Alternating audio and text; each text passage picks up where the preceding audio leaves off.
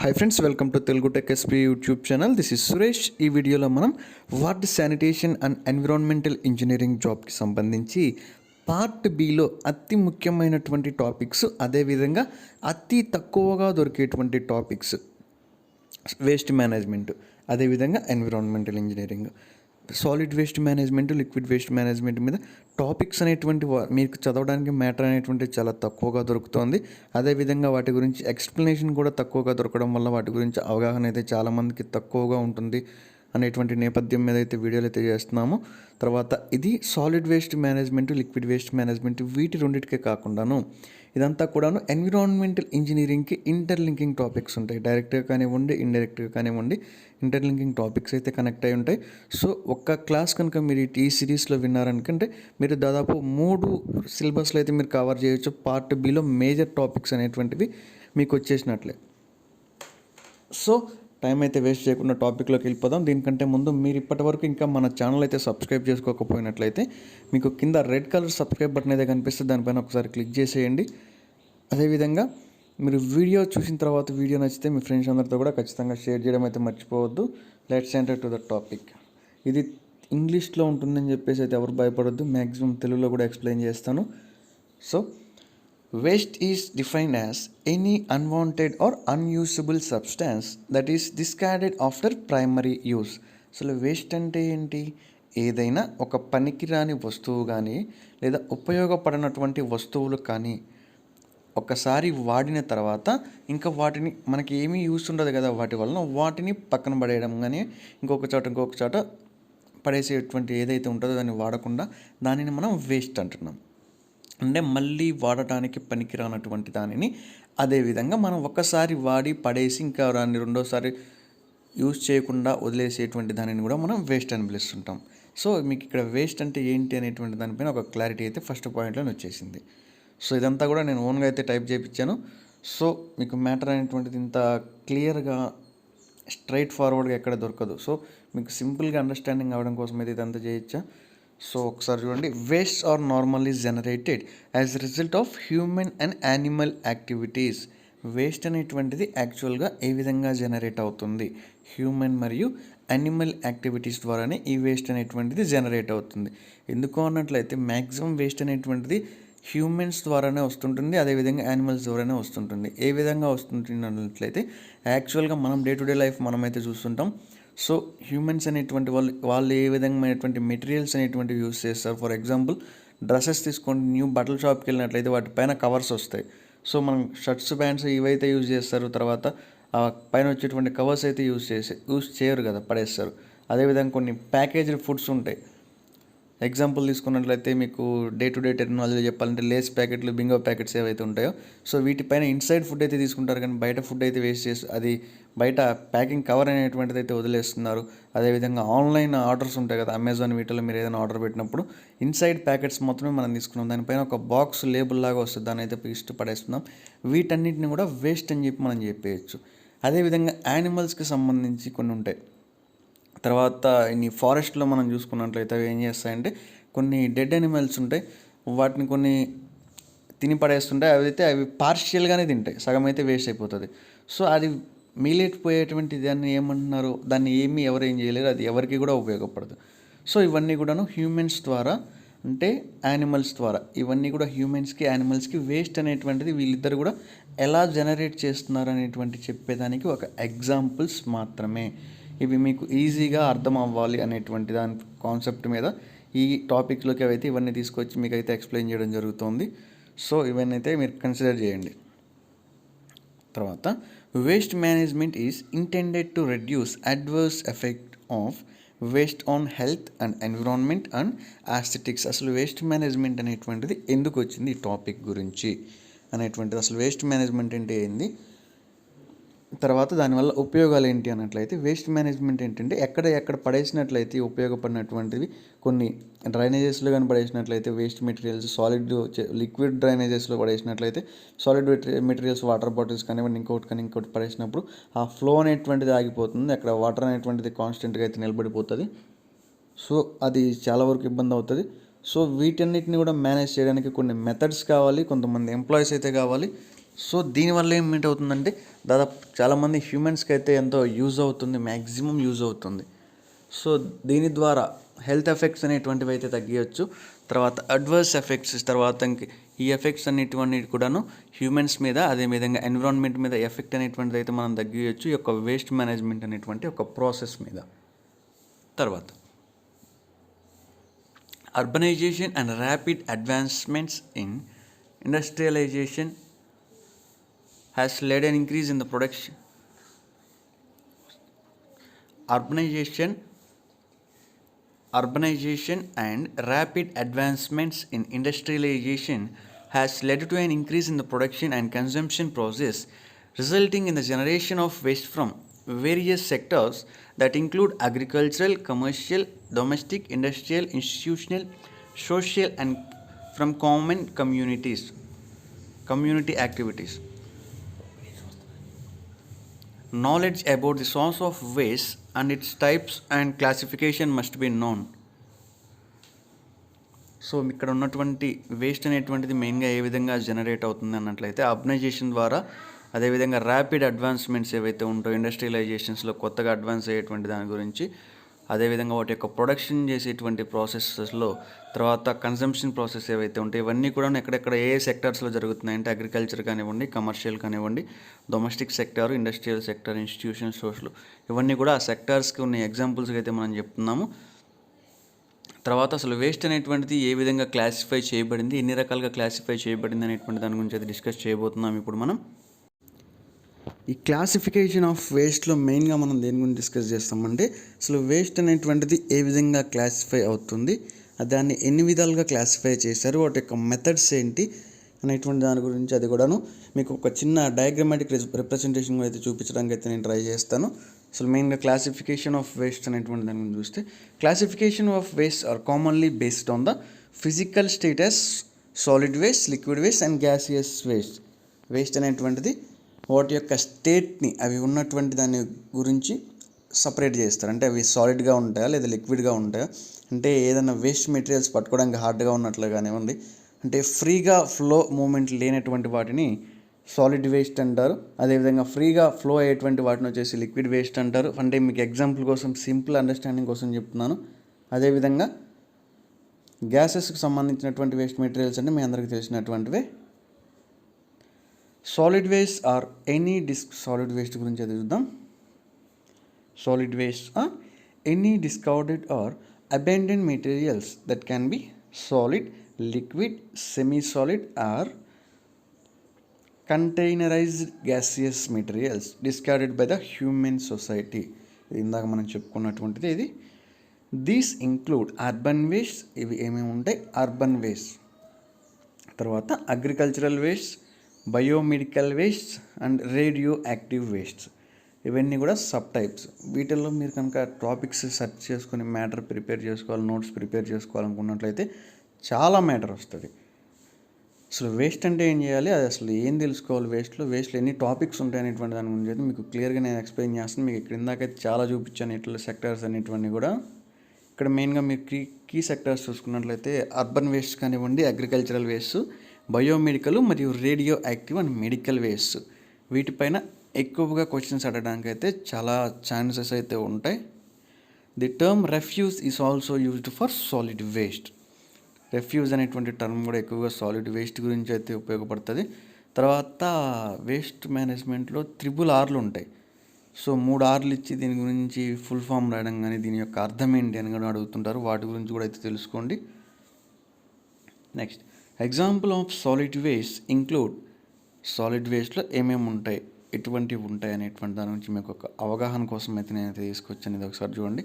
Examples of solid waste include waste tyres, septage, scrap material, LaTeX paints, furniture and toys, garbage, appliances and vehicles, oil and antifreeze, empty aerosol cans, paint cans and compressed gas cylinders, construction and demolition debris, asbestos, plastics, styrofoam containers, bottles, etc. మీకు అసలు వేస్ట్లో, solid వేస్ట్లో ఏమేమి వస్తాయి sir, వేటిని మాకు ఏదైతే solid waste అని చెప్పి మేము రికగ్నైజ్ చేయలేకపోతున్నాము అదేవిధంగా లిక్విడ్ వేస్ట్ అనేటువంటిది ఏమి రికగ్నైజ్ చేయలేకపోతున్నాం అనేటువంటి దాని అనే డౌట్ ఉన్నటువంటి వాళ్ళు ఎవరైనా ఉన్నట్లయితే వాళ్ళకి ఒక క్లియర్ ఎక్స్ప్లెనేషన్ ఇది. అసలు సాలిడ్ వేస్ట్ అంటే ఏందనే దాని గురించి అయితే ఆల్రెడీ చెప్పాం. అందులో ఎటువంటి పార్టికల్స్ కానివ్వండి, ఎటువంటి ప్రొడక్ట్స్ కానివ్వండి, ఎటువంటి వస్తువులు కానివ్వండి మీకు సాలిడ్ వేస్ట్ కింద వస్తాయంటే మీకు ఇక్కడ క్లియర్గా అయితే నేను ఎక్స్ప్లెయిన్ చేశాను. చూడండి ఒకసారి. వేస్ట్ టైర్లు కానివ్వండి, సెప్టేజ్ కానివ్వండి, స్క్రాప్ మెటల్స్ ఏవైతే ఉంటాయో అవి, లేటెక్స్ పెయింట్లు కానివ్వండి, ఫర్నిచర్ కానివ్వండి, ఇవన్నీ మళ్ళీ చదవడం అయితే వేస్ట్. ఆల్రెడీ ఇందాక చదివాను ఒకసారి. సో మీ టైం అయితే వేస్ట్ చేయదలుచుకోలేదు. ఒకసారి మీరు బ్యాక్వర్డ్ కొట్టుకొని ఒకసారి చూసుకోండి. తర్వాత సాలిడ్ వేస్ట్ సంబంధించి ఇప్పుడు క్లారిటీ అవగాహన అయితే వచ్చింది మీకు. నెక్స్ట్ లిక్విడ్ వేస్ట్ గురించి అయితే చూద్దాం మనం. Liquid waste can be defined as liquids or fluids that are generated from washing, flushing or manufacturing processes of the industries. Liquid waste అనేటువంటిది ఏ విధంగా జనరేట్ అవుతుంది అన్నట్లయితే వాషింగ్ ద్వారా, ఫ్లషింగ్ ద్వారా, లేదా మ్యానుఫ్యాక్చరింగ్ ప్రాసెస్లో ఎక్కడ జరుగుతుంది ఇదంతా కూడాను ఇండస్ట్రీస్ ద్వారా. They are also called as sewage. దీన్ని ఇంకొక విధంగా ఏమైనా పిలుస్తున్నారు, సీవేజ్ అని పిలుస్తున్నారు. The most common practice of disposing liquid waste is to discharge it in the ground or rivers and other water bodies without treatment. అసలు మెయిన్గా వేస్ట్, ఈ సాలిడ్ లిక్విడ్ వేస్ట్ అనేటువంటిది ఏ విధంగా జనరేట్ అవుతుంది లిక్విడ్ వేస్ట్ అన్నట్లయితే అసలు ఇండస్ట్రీస్ నుంచి ప్రొడ్యూస్ అయ్యేటువంటి వాటర్ కానివ్వండి, అంటే వేస్ట్ వాటర్ కానివ్వండి, సివేజ్ అయితే ఏదైతే ఉంటుందో దీనిని వాళ్ళు ప్యూరిఫై చేయకుండా, లేదా ఎటువంటి ట్రీట్మెంట్లు కానివ్వండి, ఎటువంటి సేఫ్టీ మెషర్స్ ద్వారా వాటిని ట్రీట్ చేయకుండా డైరెక్ట్గా కెనాల్స్లో కానివ్వండి, రివర్స్లో కానివ్వండి అయితే వదిలేస్తున్నారు. సో దీని ద్వారా ఎక్కువగా వాటర్ అనేటువంటిది కంటామినేట్ అవుతుంది, పొల్యూట్ అవుతుంది. ఎగ్జాంపుల్ తీసుకుంటే డొమెస్టిక్ వాషింగ్స్ కానివ్వండి, కెమికల్స్ కానివ్వండి, oils, waste water from ponds, waste water from manufacturing industries, manure, waste oil, fats, oils or grease, FOG under fox. తర్వాత యూజ్డ్ ఆయిల్ కానివ్వండి, అదేవిధంగా హజార్డస్ హౌస్ హోల్డ్ లిక్విడ్స్ సంబంధించి hazardous materials ఉంటాయి అవి. తర్వాత గ్యాసెస్ వేస్ట్ కూడా చూద్దాం. ఇది యాక్చువల్గా అయితే సిలబస్లో లేదు, కానీ ఒకవేళ ఇండైరెక్ట్గా అడిగితే ఇబ్బంది పడతారనేటువంటి ఆస్పెక్ట్ మీద ఒక చిన్న 2 minutes టాపిక్ కోసం అయితే తీసుకొచ్చాను. It is a waste product released in the form of gas from automobiles, factories, industries, burning of fossil fuels, etc., and get mixed in the atmosphere. These gases include carbon monoxide, carbon dioxide, sulfur oxide, sulfur dioxide, nitrogen dioxide, ozone and methane. ఇవన్నీ కూడాను gaseous వేస్ట్గా అయితే మనం చెప్పొచ్చు. ఇవన్నీ ఏ విధంగా release అవుతాయి అన్నట్లయితే మెయిన్గా ఆటోమొబైల్స్ నుంచి, ఫ్యాక్టరీస్ నుంచి, ఇండస్ట్రీస్ నుంచి, తర్వాత ఫాజిల్ ఫ్యూల్స్ ఏవైతే ఉంటాయో ఇవన్నీ కూడాను బర్న్ అవ్వడం వల్ల అయితే ఇవి జనరేట్ అయ్యి అట్మాస్ఫియర్లో కలిసి అట్మాస్ఫియర్ మరియు ఎన్విరాన్మెంట్ని అయితే దెబ్బతీస్తుంటాయి. సో ఒకసారి క్లాసిఫికేషన్ ఆఫ్ వేస్ట్ అనేటువంటిది ఏ విధంగా క్లాసిఫై అవుద్ది అనేటువంటి దాని గురించి ఒకసారి డయాగ్రమాటిక్ రిప్రజెంటేషన్ అయితే చూడండి ఒకసారి. ఫస్ట్ బాక్స్ చూసుకున్నట్లయితే క్లాసిఫికేషన్ ఆఫ్ వేస్ట్ అనేటువంటిది ఎన్ని రకాలుగా క్లాసిఫై చేయబడింది. Solid waste, liquid waste and gaseous waste. Solid waste అంటే ఏంటి అనేటువంటిది చెప్పుకున్నాం, లిక్విడ్ వేస్ట్ అంటే ఏంటి అనేటువంటిది చెప్పుకున్నాం, అదేవిధంగా గ్యాసియస్ వేస్ట్ అంటే ఏంటి అనేది చెప్పుకున్నాం. తర్వాత సాలిడ్ వేస్ట్లో ఏ రకమైనటువంటి ప్రోడక్ట్స్ మనం వేస్ట్ అని చెప్తున్నాం, లిక్విడ్ వేస్ట్లో ఏ రకమైనటువంటి ప్రోడక్ట్స్ మనం వేస్ట్ అని చెప్తున్నాం. తర్వాత గ్యాసియస్లో సేమ్ అదైతే రిపీట్ చేసాము. తర్వాత సాలిడ్ వేస్ట్ ఏ విధంగా జనరేట్ అవుతుంది, అదేవిధంగా లిక్విడ్ ఏ విధంగా వేస్ట్ అనేటువంటిది జనరేట్ అవుతుంది, గ్యాసియస్ వేస్ట్ అనేటువంటిది ఏ విధంగా జనరేట్ అవుతుంది అనేటువంటి దాని గురించి కూడా మనం క్లియర్గా అయితే ఎక్స్ప్లెయిన్ చేసాము. ఒకవేళ మీకు కనుక ఫస్ట్లోనే వినడంలో ఇది అర్థం కాకపోయినట్లయితే కొంచెం సేపు తర్వాత అయితే మళ్ళీ వినండి వీడియో అనేటువంటిది. తర్వాత సాలిడ్ వేస్ట్ మేనేజ్మెంట్లో సాలిడ్ వేస్ట్ అనేటువంటి దాని గురించి అయితే మళ్ళీ క్లియర్గా చూద్దాం. Solid waste can be defined as any garbage, refuse, sludge from a wastewater treatment plant, water supplying plant, pollution control facility and other discarded material including solid, liquid, semi-solid or contained gaseous material resulting from industrial or commercial, mining and agricultural community activities. దీని గురించి అయితే మనం స్టార్టింగ్లోనే చెప్పాము. Waste అనేటువంటిది ఎన్ని రకాలుగా generate అవుతుంది, ఎక్కడి నుంచి జనరేట్ అవుతుంది, అసలు సాలిడ్ వేస్ట్ అంటే ఏంటి అనేటువంటి దాని గురించి కూడా మనం చెప్పాము. ఇక్కడ కాకపోతే దానికి ఇంకొక నిర్వచనం ఇది. Solid waste generation rates may differ from community to country which depends on the human lifestyle, financial status, industrial structure and techniques used to minimize the waste. Waste అనేటువంటిది ప్రతి చోట కూడాను ఒకే విధంగా జనరేట్ అవ్వదు. ఆ వేరే వేరే కంట్రీల్లో వేరు వేరు విధాలుగా ఉంటుంది. ఎందుకు అన్నట్లయితే అక్కడ ఉండేటువంటి హ్యూమన్స్ యొక్క లైఫ్ స్టైల్ కానివ్వండి, అక్కడ యూజ్ చేసేటువంటి ఇండస్ట్రీస్ కానివ్వండి, ఫ్యాక్టరీస్ కానివ్వండి, అక్కడ యూజ్ చేసేటువంటి వేస్ట్ మేనేజ్మెంట్ టెక్నిక్స్ కానివ్వండి, వాటిని బేస్ చేసుకొని వేస్ట్ అనేటువంటిది జనరేషన్గా ఉంటుంది. అంటే ఏ విధంగా జనరేట్ అవుతుంది అనేటువంటి దాని మీద బేస్ అయి ఉంటుంది. ఎట్లా అంటే ఒక కంట్రీలో ఎక్కువగా మెజర్స్ అయితే తీసుకోకపోవచ్చు, అక్కడ వేస్ట్ అనేటువంటిది ఎక్కువగా జనరేట్ అవుతుంది. అదేవిధంగా కొన్ని కంట్రీస్లో అయితే చాలా స్ట్రిక్ట్ ఆర్డర్స్, స్ట్రిక్ట్ రూల్స్ అయితే ఫాలో అప్ అవుతారు. సో వాళ్ళకి అనేటువంటిది చాలా తక్కువగా అయితే జనరేట్ అవుతుంది. సో ఇది ఇక్కడ ఉన్నటువంటి దాని గురించి example. Classification of solid waste. Solid waste యొక్క క్లాసిఫికేషన్ అయితే మనం చూద్దాం.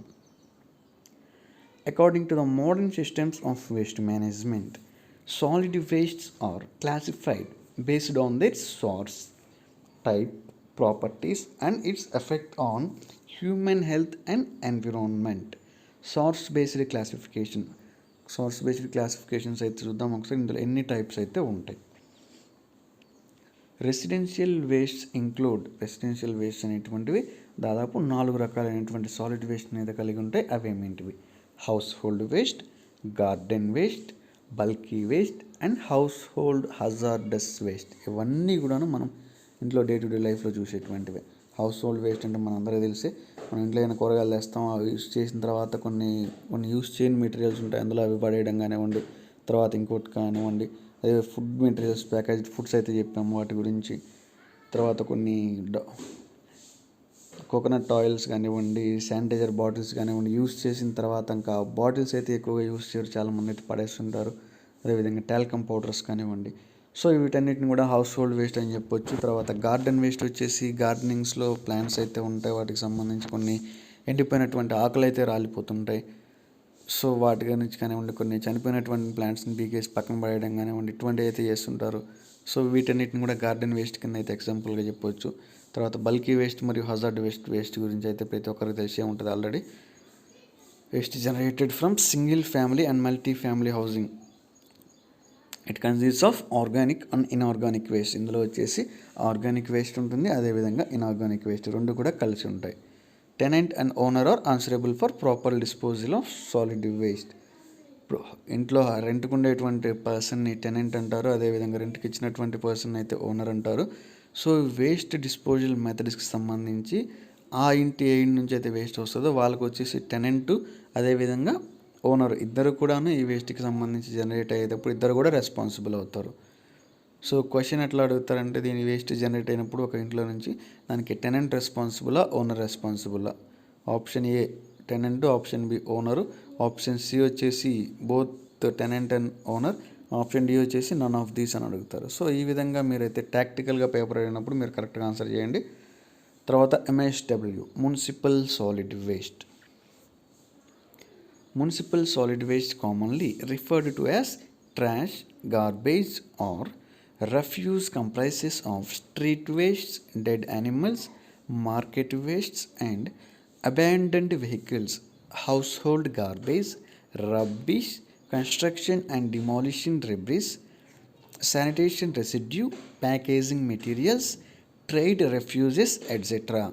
They are collected from residential houses. ఇవన్నీ కూడాను ఎక్కడి నుంచి కలెక్ట్ చేస్తున్నారు?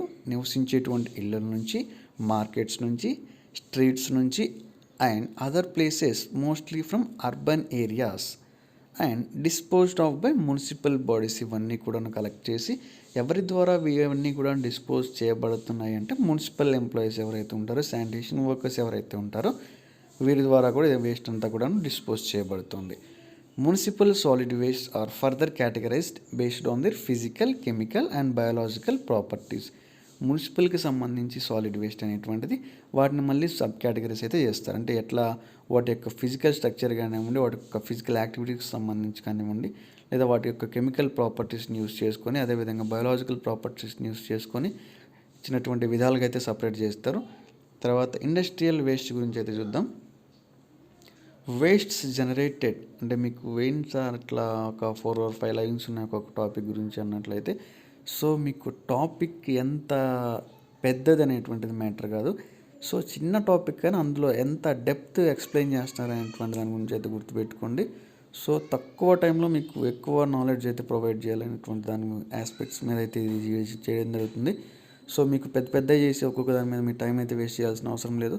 సో మీకు మెయిన్గా బేసిక్స్ కనుక తెలుసుకున్నట్లయితే, అదేవిధంగా ఎక్కడి నుంచి ఏ విధంగా అడగగలుగుతారో, ఏ విధంగా ఆన్సర్ చేయాల్సి వస్తుంది అనేటువంటి దాన్ని తెలుసుకుంటే మీరు ఎంత పెద్ద టాపిక్ అయినా సింపుల్గా అర్థం చేసుకోగలుగుతారు. సో అందుకని అయితే వీడియో చేస్తున్నాను. ఇండస్ట్రియల్ వేస్ట్ గురించి అయితే చూడండి ఒకసారి.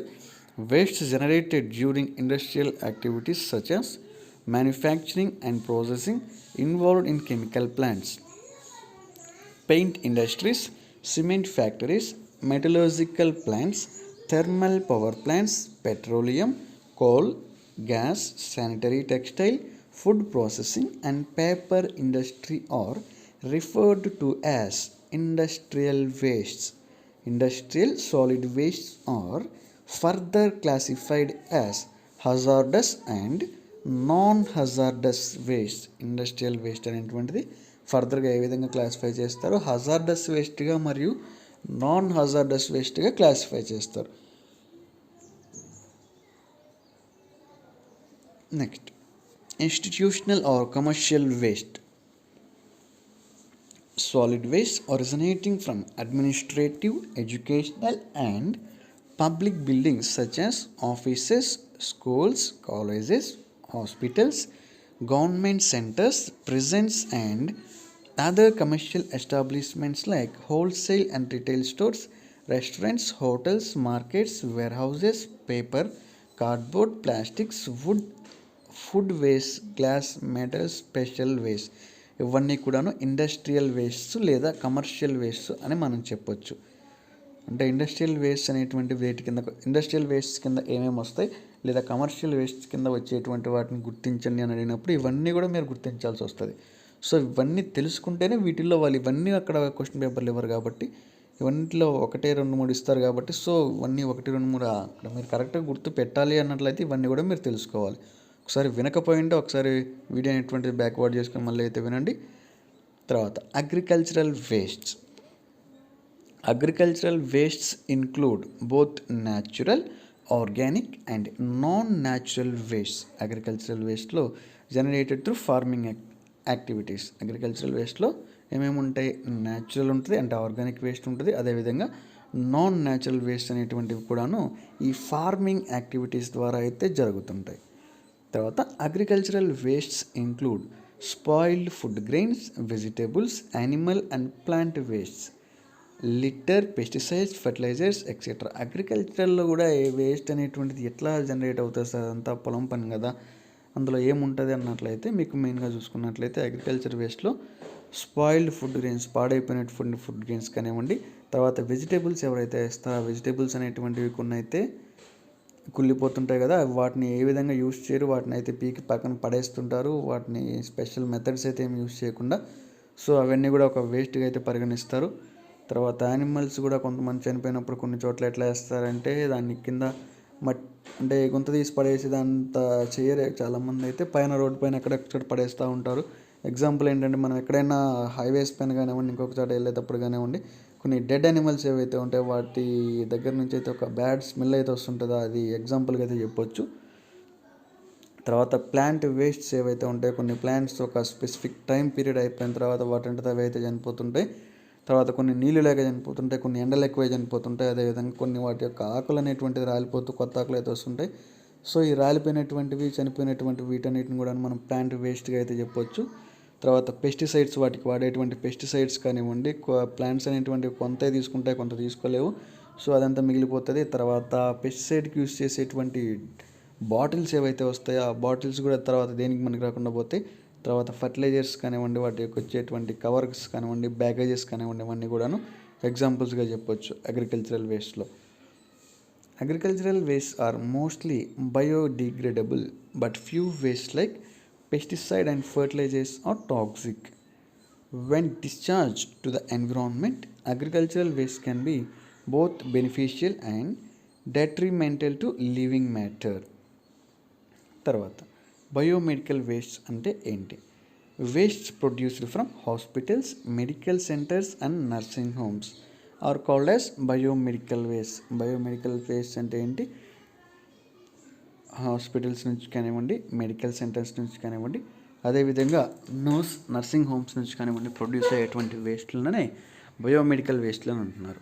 Hospital waste are generated during diagnosis, treatments or immunization of human beings, animals, or in the research activities in these fields, or in the production or testing of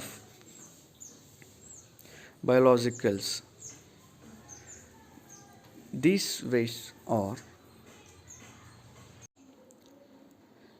wastes are highly infectious and may pose severe threat if not managed properly. అన్ని వేస్ట్లు మొత్తం కూడాను అంటే మనం journal terminology చూసుకుంటే అన్ని వేస్ట్లు అని ఒక ఎత్తు అయితే ఈ బయోమెడికల్ వేస్ట్ అనేటువంటిది ఇంకొక ఎత్తు అని చెప్పొచ్చు. ఎట్లా అంటే ఇవి ఏ విధంగా మేనేజ్ చేయాలనేటువంటి మెషర్స్ అనేటువంటివి చాలా జాగ్రత్తగా అయితే ఫాలో అప్ అవ్వాల్సి ఉంటుంది. ఈవెన్ కొన్ని అయితే మామూలు జనరల్ వేస్ట్ అయితే కాల్ చేస్తే అయిపోతుంది. కానీ ఈ బయోమెడికల్ వేస్ట్ అనేటువంటిది ఈవెన్ మనం కాల్ చేసినా కూడా అందులో నుంచి ఒక టాక్సిక్ స్మోక్ అయితే రిలీజ్ చేస్తుంది. చాలామంది పీపుల్ అయితే ఎఫెక్ట్ అవుతారు. ఈవెన్ కొన్ని కేసెస్లో డెత్ అనేటువంటిది కూడా వస్తుంది. మీకు ఎగ్జాంపుల్ ఎట్లా చెప్పాలంటే జనరల్ టెర్మినాలజీ చూసుకున్నట్లయితే ఈ సింగం 3 మూవీ అయితే చూసుకున్నట్లయితే అందులో మెయిన్గా మూవీ అనేటువంటి మొత్తం కూడా దాని మీద అయితే నడుస్తుంటుంది. సో ఒక కంట్రీ నుంచి బయోమెడికల్ వేస్ట్ అయితే వస్తుంటుంది. అక్కడ కాల్ చేయడం వల్ల అక్కడ చాలామంది స్మాల్ చిల్డ్రన్ అయితే చనిపోతారు. సో ఇదంతా హ్యూమన్ ఆర్గాన్స్ వేస్ట్ కానివ్వండి మొత్తం ఇదంతా కూడాను బయోమెడికల్ వేస్ట్ అనేటువంటివి బర్న్ చేయడం ద్వారా కొన్ని టాక్సిక్ స్మోక్స్ అయితే వస్తుంటాయి. సో వీటన్నిటిని కూడాను క్లియర్గా ఏ విధంగా ఎక్స్పోజ్ చేయాలి, ఏ విధంగా డిస్పోజ్ చేయాలి అనేటువంటి మెథడ్స్ అయితే క్లియర్గా తెలిసి ఉండాలి. ఇవన్నీ కూడాను బయోలాజికల్ వేస్ట్ కింద వస్తాయి. తర్వాత biomedical waste may be solid or liquid waste and that includes discarded blood, sharps, soil waste, disposables, anatomical waste, cultures and discarded medicines మరియు కెమికల్ వేస్ట్. ఇవన్నీ కూడాను బయోమెడికల్ వేస్ట్లో కలిసి ఉంటాయి. 4 ఆప్షన్స్ ఇచ్చి ఇందులో బయోమెడికల్ వేస్ట్ కిందకు వచ్చేటువంటి దానిని గుర్తించండి అంటారు. సో బయోమెడికల్ వేస్ట్లో ఏమేమి వస్తున్నాయి ఎగ్జాంపుల్ చెప్తా. అంటే ఇవి మాత్రమే వస్తాయని కదా, ఇంకా కూడా రావచ్చు. సో మీకైతే కొన్ని ఎగ్జాంపుల్స్ అయితే నేను తీసుకొచ్చాను.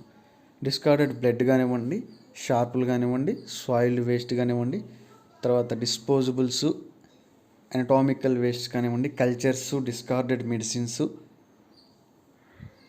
కెమికల్ వేస్ట్, ఇవన్నీ కూడాను బయోమెడికల్ వేస్ట్ల కింద అయితే వస్తాయి. తర్వాత సోర్స్ బేస్డ్ క్లాసిఫికేషన్లో ఎన్ని సబ్ టైప్స్ ఉంటాయి లేదా ఎన్ని టైప్స్ ఉంటాయి అనేటువంటి దాని గురించి అయితే మీకు డయాగ్రమాటికల్గా ఒక రిప్రజెంటేషన్ అయితే ఇచ్చాను. ఒకసారి చూడండి. మెయిన్గా చూసుకున్నట్లయితే అగ్రికల్చరల్ వేస్ట్, తర్వాత బయోమెడికల్ వేస్ట్. దాన్ని ఎందుకు ఇట్లా తిప్పించామంటే ఇప్పుడున్నటువంటి వీటన్నిటిలో కూడాను అదే చాలా ఇంపార్టెంట్ అయినటువంటిది. తర్వాత చాలా టఫ్ అయినటువంటిది టాపిక్ కూడా అదే. తర్వాత residential waste, institutional commercial solid waste, industrial solid waste, municipal solid waste, ఇవన్నీ కూడాను మనం ఈ వీడియోలో డిస్కస్ చేసాము. దాదాపు 20 minutes పైన అయితే వీడియో అయితే మనం డిస్కస్ చేయడం జరిగింది. తర్వాత ఇంకా చాలా టాపిక్ అయితే ఉంది దీనికి సంబంధించి. ఇదంతా కూడా అయితే మనం నెక్స్ట్ వీడియోలో అయితే డిస్కస్ చేద్దాము. మీకు ఈ వీడియో నుంచి వచ్చేటువంటి రెస్పాన్స్ని బట్టి నెక్స్ట్ వీడియో చేయాలా వద్దనేటువంటి దాని గురించి అయితే నేనైతే డిసైడ్ అవుతాను. సో ఈ వీడియో ఎలా ఉంది, మీకు అర్థమైందా లేదా అనేటువంటి దాని గురించి ఖచ్చితంగా చూసిన ప్రతి ఒక్కళ్ళు కూడా కామెంట్ చేయడానికైతే ట్రై చేయండి. సో ఇప్పటివరకు మనం పెట్టినటువంటి క్లాసెస్ మొత్తం ఒక టైప్ అయితే ఇదంతా ఇంకొక టైప్ అన్నట్లు. సో ఇటువంటి ఇంట్రెస్టింగ్ టాపిక్స్ మీద అయితే క్లాసెస్ అనేటువంటి చాలా రేర్గా చేసాం మనము. సో మీకు వీడియో నచ్చిందా నచ్చలేదా అనేటువంటి దాని గురించి అయితే చెప్పండి. అదేవిధంగా వీడియో నచ్చితే ఖచ్చితంగా లైక్ చేయండి, ఉపయోగపడుతుంది అనిపిస్తే మీ ఫ్రెండ్స్ అందరితో కూడా షేర్ చేయండి. ఇప్పటి వరకు ఇంకా మీరు మన ఛానల్ కనుక సబ్స్క్రైబ్ చేసుకోకపోయినట్లయితే మీకు కింద రెడ్ కలర్ సబ్స్క్రైబ్ బటన్ అయితే కనిపిస్తే దానిపైన క్లిక్ చేసి పక్కన మళ్ళీ ఆల్వేస్ అనేది గంట సింబల్ అయితే ఉంటుంది, దానిపైన క్లిక్ చేస్తే ఆల్వేస్ అనేది దానిపైన వస్తుంది. సో దానిపైన కూడా ఒకసారి క్లిక్ చేసేయండి. అదేవిధంగా మీరు మన ఛానల్కి సంబంధించి ఎప్పటికప్పుడు అప్డేటెడ్గా ఉండాలి అనుకున్నట్లయితే టెలిగ్రామ్ ఛానల్లో జాయిన్ అవ్వండి. టెలిగ్రామ్ ఛానల్ యొక్క లింక్ అనేటువంటిది నేను కింద డిస్క్రిప్షన్లో అయితే ప్రొవైడ్ చేశాను. ఇంత ఓపిక్గా ఇంతసేపు క్లాసు మొత్తం ఎవరైతే విన్నారో వీరందరికి కూడాను thanks for watching. Hi friends, welcome to Telugu tech SP YouTube channel. This is Suresh. గ్రామ సచివాలయం 2020 నోటిఫికేషన్స్ గాను దాదాపు అన్ని కేటగిరీలో కూడా సస్టైనబుల్ డెవలప్మెంట్, సుస్థిర అభివృద్ధి అనేటువంటి అంశం పైన ఒక కీ టాపిక్గా అయితే ఈ అంశాన్ని అయితే భావిస్తున్నారు. సో దీని గురించి అయితే టోటల్గా మీకైతే ఒక అవగాహన అనేటువంటిది తీసుకురావడం కోసం ఈ వీడియో అయితే చేస్తున్నాను.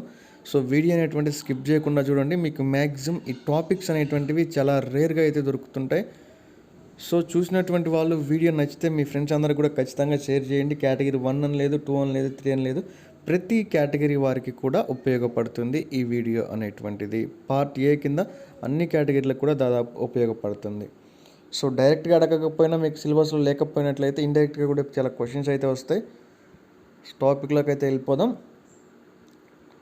పర్యావరణం విధ్వంసం లేకుండా జరిగేటువంటి ఆర్థిక అభివృద్ధినే సుస్థిర అభివృద్ధి అని అంటున్నారు. సుస్థిర అభివృద్ధి అంటే ఏంటి? పర్యావరణ విధ్వంసం లేకుండా ఏదైనా ఒక అభివృద్ధి జరుగుతున్నట్లయితే అది దేనికి సంబంధించినటువంటిది? ఆర్థికంగా అభివృద్ధి. ఈ అభివృద్ధిని ఏమంటున్నారు? సుస్థిర అభివృద్ధి అంటున్నారు. దీన్నే ఇంగ్లీష్లో సస్టైనబుల్ డెవలప్మెంట్ అని చెప్తారు. అంతర్జాతీయ ప్రకృతి సహజ వనరుల పరిరక్షణ సంఘం సంరక్షణ అభివృద్ధి విధానాల్లో భాగంగా 1980లో సుస్థిర అభివృద్ధి అనేటువంటి భావనను ప్రకటించింది. సుస్థిర అభివృద్ధి అనేటువంటి భావనని ఎప్పుడు ఎవరు ప్రకటించారు?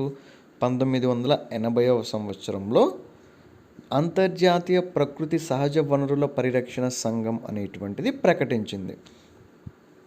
ఈ పదం బ్రట్ల్యాండ్ కమిషన్ నివేదిక ఎప్పుడు? 1987లో.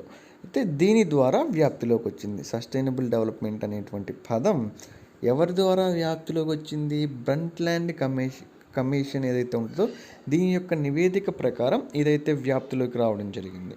దీనికి సంబంధించి కొన్ని నిర్వచనాలు అయితే చూద్దాం. వర్తమాన అవసరాలను తీర్చుకుంటూ భావితరాల అవసరాలను తీర్చడంలో రాజీ లేనటువంటి అభివృద్ధినే సుస్థిరాభివృద్ధి అని అంటారు. ఇందాకేం చెప్పాము మనము? ఆర్థిక అభివృద్ధి అనేటువంటి దాన్ని కూడా సుస్థిర అభివృద్ధి అని చెప్పాము. సో ఇవన్నీ కూడా దానికి సంబంధించినటువంటి నిర్వచనాలు. ఏమేంటివి? వర్తమాన అవసరాలను తీర్చుకుంటూ భావితరాల అవసరాలను తీర్చుకోవడంలో రాజీ లేనటువంటి అభివృద్ధినే సుస్థిర అభివృద్ధి అని అంటున్నారు. భవిష్యత్ తరాల సంక్షేమం దెబ్బతినకుండా, భవిష్యత్ తరాల సంక్షేమం ఏదైతే ఉంటుందో దానికి ఎఫెక్ట్ అవ్వకుండా ప్రస్తుత తరాల అవసరాలను తీర్చుకోవడమే సుస్థిరాభివృద్ధి అని బ్రట్ల్యాండ్ కమిషన్ నిర్వచించింది. సో బ్రట్ల్యాండ్ కమిషన్ ప్రకారం సుస్థిరాభివృద్ధి అంటే ఏమిటి అని అడుగుతారు. సో మిగతా అన్ని ఆస్పెక్ట్స్ కాదు, వాళ్ళ నివేదిక ప్రకారం సుస్థిరాభివృద్ధి అంటే ఏంటన్నట్లయితే భవిష్యత్ తరాల సంక్షేమం దెబ్బతినకుండా ప్రస్తుతం ఉన్నటువంటి తరాల అవసరాలను తీర్చుకోవడమే సుస్థిర అభివృద్ధి. ఇది దేనికి సంబంధించినటువంటి నిర్వచనం అన్నట్లయితే బ్రట్ల్యాండ్ కమిషన్కు సంబంధించినటువంటి ఒక నిర్వచనంగా మనం చెప్పొచ్చు. సుస్థిర అభివృద్ధి భావి తరాల అవసరాలను దృష్టిలో ఉంచుకుంటుంది. సుస్థిర అభివృద్ధి అనేటువంటిది భావితరాలు ఏవైతే ఉంటాయో వీటి యొక్క అవసరాలు అన్నింటినీ కూడా దృష్టిలో ఉంచుకొని ముందుకెళ్తుంటుంది. మానవ అభివృద్ధిని పెంచేటువంటి కారకాలను తెలుపుతుంది. వనరుల యొక్క వినియోగం, పునఃకల్పనల సమతౌల్యతలను కూడా ఈ సస్టైనబుల్ డెవలప్మెంట్ అనేటువంటిది తెలియపరుస్తుంది. అభివృద్ధి యొక్క వ్యూహాలు, సమాజం మధ్య ఉన్నటువంటి సంబంధాలను కూడా ఇది పేర్కొంటుంది. ఆర్థికాభివృద్ధి పర్యావరణం మధ్య సంబంధాల కొనసాగింపును కూడా విస్తరిస్తుంది. అభివృద్ధిని సుస్థిరంగా కొనసాగించేటువంటి విధానాన్ని కూడా ఇది తెలియపరుస్తోంది.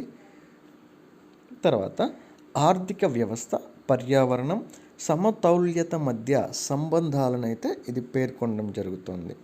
ప్రకృతి వనరులు, మానవ వనరుల మధ్య సమతౌల్యత విధానాలను అయితే వివరిస్తుంటుంది. సుస్థిర అభివృద్ధి ప్రాధాన్యత దృష్ట్యా ఐరాస 2005-2015 దశాబ్దాన్ని సుస్థిర అభివృద్ధి కోసం విద్యగా ప్రకటించింది. ఏ దశాబ్దాన్ని? 2005 2015వ దశాబ్దాన్ని. సుస్థిర అభివృద్ధి యొక్క భావన పర్యావరణ కొనసాగింపు యొక్క వృద్ధి అనేటువంటి దాని గురించి అయితే చూద్దాం. సుస్థిర అభివృద్ధి భావన మరియు పర్యావరణ కొనసాగింపు వృద్ధి. అభివృద్ధిలో సామాజిక పర్యావరణ కోణాల మధ్య సమతౌల్యం ఉండాలి అని సుస్థిర అభివృద్ధి అనేటువంటిది తెలుపుతుంది.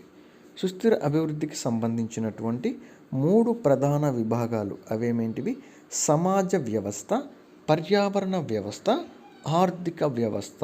ఇవి 3 కూడాను సుస్థిర అభివృద్ధికి సంబంధించినటువంటి వాటిల్లో 3 ప్రధాన విభాగాలుగా మనం పేర్కొనవచ్చు. ఇవి పరస్పరం ఆధారపడి ఉంటాయి. దీన్ని కింది పటం ద్వారా అయితే మనం వివరించవచ్చు. ఒకసారి చూసుకోండి. సుస్థిర అభివృద్ధి దీని యొక్క భాగాలు చూసుకున్నట్లయితే సామాజిక వ్యవస్థ, పర్యావరణ వ్యవస్థ మరియు ఆర్థిక వ్యవస్థ. ఇవి 3 కూడాను సుస్థిర అభివృద్ధి యొక్క విభాగాలుగా లేదా భాగాలుగా మనమైతే చెప్పవచ్చు. సుస్థిర అభివృద్ధి యొక్క విధానాలు మరియు లక్ష్యాలకు సంబంధించి కొన్ని అంశాలు అయితే ఉంటాయి. వాటి గురించి అవేమేంటివి అనేది ఒకసారి చూద్దాం. పేదరికాన్ని తగ్గించడం మొదటి లక్ష్యం. తర్వాత వృద్ధి లేదా ఆదాయాల్లో పెరుగుదల అనేటువంటిది కనిపించాలి. సబ్సిడీలను తొలగించడం, అభివృద్ధి కొనసాగింపు, ఆర్థిక ప్రోత్సాహకాలు, క్షీణించేటువంటి వనరుల నియంత్రణ, క్రమబద్ధీకరణ విధానాలు, జీవ వైవిధ్య రక్షణ, మేధో సంపత్తి హక్కుల యొక్క విస్తరణ మరియు మార్కెట్ ఆధారిత వ్యూహాలు. తర్వాత సుస్థిర అభివృద్ధి మరియు ప్రాధాన్యం అంటే sustainable development and its importance. పర్యావరణ పరిరక్షణ దృక్పథాన్ని పెంచుతుంది, నవకల్పనలకు ప్రోత్సాహం కల్పిస్తుంది, ఆర్థిక కార్యకలాపాలకు పరిమితిని అయితే విధిస్తుంది, పాలనలో ప్రభుత్వ చర్యలు విస్తరణ ప్రాధాన్యతను పెంచుతుంది, ఆర్థిక అభివృద్ధికి నూతన నిర్వచనం ఇస్తుంది. ఏమిటది? సస్టైనబుల్ డెవలప్మెంట్ అంటే సుస్థిర అభివృద్ధి అనేటువంటిది. ఇవన్నిటిని కూడా అంటే వాటి యొక్క ఇంపార్టెన్స్ ఏమేంటి అన్నట్లయితే ఇవన్నీ మనం చెప్పొచ్చు. తర్వాత వనరుల సంరక్షణ, పునఃసృష్టి ప్రోత్సాహన, జీవ వైవిధ్య రక్షణకు ఉన్నటువంటి ప్రాధాన్యం తెలపడం, అభివృద్ధిలో ఆర్థిక, సామాజిక, పర్యావరణాల సమతౌల్యాన్ని తెలపడం మరియు ప్రకృతికి ప్రాధాన్యం ఇవ్వడం, భవిష్యత్తు తరాల అభివృద్ధికి చర్యలను సూచించడం కూడాను. సుస్థిర అభివృద్ధి మరియు పర్యావరణం అనేటువంటి అంశం గురించి అయితే చూద్దాం. నిలకడైనటువంటి అభివృద్ధి అనే భావన ఒక దేశ పర్యావరణ వ్యవస్థకు సంబంధించినటువంటి అంశం. అయితే ఈ భావనను ప్రపంచంలోని అన్ని దేశాలు ప్రధాన ఆశయంగా భావిస్తున్నాయి. అంతర్జాతీయ ప్రకృతి సహజ వనరుల పరిరక్షణ సంఘం 1980లో ఈ భావనను ప్రధానమైందిగా పేర్కొంది. నిలకడైనటువంటి అభివృద్ధిలో వ్యవసాయం ప్రధాన భూమిక పోషిస్తోంది. నిలకడ అనేటువంటి పదానికి సంబంధించి 2 విభిన్న భావాలైతే ఉన్నాయి. అవేమేంటివి? అర్థశాస్త్రవేత్తలు వ్యవహరించేటువంటి భావన, పర్యావరణ జీవశాస్త్రజ్ఞులు వ్యక్తపరిచేటువంటి భావన. ఆర్థిక శాస్త్రవేత్తలు అభిప్రాయం ప్రకారం నిలకడైనటువంటి అభివృద్ధి అనేది ఆర్థిక ఉత్పాదకత, ఆదాయం, వినియోగదారులకు సంబంధించినటువంటి దీర్ఘకాల నిశ్చలతలకు చెందుతుంది. తర్వాత పర్యావరణ జీవశాస్త్రజ్ఞుల అభిప్రాయంలో నిలకడైనటువంటి అభివృద్ధి అంటే వృక్ష జీవజాలు అంటే చెట్లు, చీమలు, సమస్త జీవరాశులు కూడా దీని కిందకు వస్తాయి. అయితే వీటి పరిరక్షణకు సంబంధించినటువంటిది. నిలకడైనటువంటి అభివృద్ధికి వివిధ దృక్కోణాలు ఉంటాయి. అవేమేంటివి?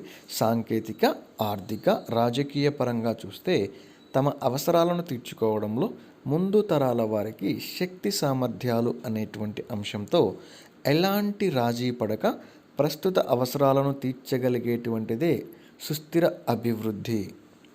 ఆర్థిక, పర్యావరణపరమైనటువంటి ఇతర ప్రమాణాలు, లక్ష్యాలను పరిగణలోకి తీసుకునేటువంటి ఆచరణబద్ధమైనటువంటి నిర్వచనం ప్రకారం నిలకడైనటువంటి అభివృద్ధి అంటే సాంఘిక సమానత్వం, దీర్ఘకాలంలో సహజ వనరుల సంపదకు, స్వచ్ఛమైనటువంటి వాతావరణానికి, ఎలాంటి భంగం కలగకుండా చూడటం, మానవ అవసరాలకు లక్ష్యాలను సంతృప్తికరంగా తీర్చడంతో కూడుకున్నటువంటి అభివృద్ధి కార్యక్రమాల జాబితానే నిలకడైనటువంటి అభివృద్ధి అంటారు. సో నిలకడైనటువంటి అభివృద్ధి అంటే ఏమిటి అనేటువంటిది ఇప్పుడు మనం చెప్పిన దాన్ని ఎగ్జాంపుల్గా తీసుకోవచ్చు. సరళీకృత ఆర్థిక విధానం అమలవుతున్నటువంటి భారత్ లాంటి దేశానికి నిలకడైనటువంటి అభివృద్ధి భావన చాలా ఉపయుక్తమైనది. జీవరాశులు తమ జీవన ప్రక్రియలను సక్రమంగా నిర్వర్తించుకోవడానికి ఉపయోగపడేటువంటి గాలి, నీరు, కాంతి, ఉష్ణం మొదలైనవి ఉండేటువంటి పరిసరాలనే పర్యావరణం అని అంటున్నారు. మొట్టమొదటి పర్యావరణ పరిరక్షణ సమావేశం 1972 జూన్ 5న స్వీడన్లోని స్టాక్హోమ్లో జరిగింది. ఒకసారి చూడండి, మొట్టమొదటి పర్యావరణ పరిరక్షణ సమావేశం ఎక్కడ జరిగింది? స్వీడన్లోని స్టాక్హోమ్లో. ఎప్పుడు జరిగింది? 1972 జూన్ 5న జరిగింది. 1972లో ఐక్యరాజ్య సమితి బ్రెజిల్లో నిర్వహించినటువంటి మానవుడు పర్యావరణం అనేటువంటి అంతర్జాతీయ సమావేశంలో ఎన్ని దేశాలు పాల్గొన్నాయి?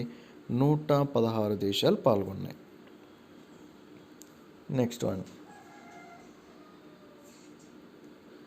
సెప్టెంబర్ 16ను ఓజోన్ పరిరక్షణ దినంగా ప్రకటించారు.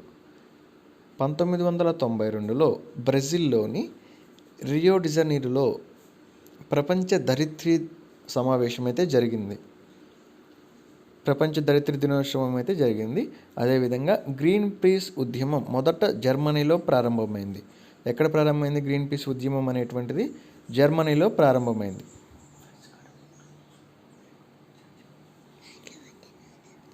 తర్వాత థింక్ గ్లోబల్లీ, యాక్ట్ లోకల్లీ, ఇది పర్యావరణానికి సంబంధించినటువంటి నినాదం. పర్యావరణానికి సంబంధించినటువంటి నినాదాల్లో ఒకదాన్ని అయితే గుర్తించండి. ఏమిటిది అది?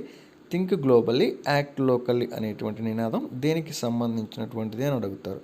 దేనికి సంబంధించినది? పర్యావరణానికి సంబంధించినటువంటిది. జాతీయ వ్యవసాయ కమిషన్ 1976లో సామాజిక వనాలను పెంచడం అత్యవసరమని సిఫార్సు చేసింది. జాతీయ వ్యవసాయ కమిషన్ ఏ సంవత్సరంలో సామాజిక వనాలను పెంచడం ఎమర్జెన్సీ అని చెప్పి సిఫార్సు చేసింది అన్నట్లయితే 1976 సంవత్సరంలో. ఈ కమిషన్ జాతీయ వ్యవసాయ కమిషన్. పర్యావరణ యాజమాన్యంలో సుస్థిర అభివృద్ధి మరియు వాటి యొక్క ప్రయోజనాలు. జీవ వైవిధ్యం వాతావరణ సమతౌల్యాన్ని కాపాడుతోంది. జీవుల్లోని వైవిధ్యం మానవాళికి కావలసినటువంటి ఆహారం, వస్త్రాలు, నివాసం, ఔషధాలు, ప్రోటీన్లు, ఎంజైమ్లు మొదలైనటువంటి వాటిని సమకూరుస్తుంది. అడవుల నుంచి విలువైనటువంటి కలప అనేటువంటిది లభిస్తుంది. అడవులు మన దేశ శక్తి అవసరాలను 40% తీరుస్తున్నాయి. కలప ద్వారా లభించేటువంటి ఇంధన వనరులు 400 కోట్లకు పైగా ఆదాయాన్ని కల్పిస్తున్నాయి. కలప ద్వారా లభించేటువంటి ఇంధన వనరులు ఎంత ఆదాయాన్ని ఇస్తున్నాయి? దాదాపు 400 కోట్ల రూపాయలకు పైననే ఆదాయాన్ని అయితే ఇవి సమకూరుస్తున్నాయి. పశువులకు కావలసినటువంటి పశుగ్రాసం అవసరాలకు 25% వరకు అవసరాలను తీరుస్తున్నాయి. మానవులకు కావలసినటువంటి ఆహార ధాన్యాలు, చిరుధాన్యాలు, నూనెలు మొదలైనటువంటివన్నీ కూడా లభిస్తున్నాయి. అన్ని పరిశ్రమలకు కావలసినటువంటి ముడి పదార్థాలు కూడాను లభ్యమవుతున్నాయి. అడవి నుంచి లభించేటువంటి కలప గుజ్జు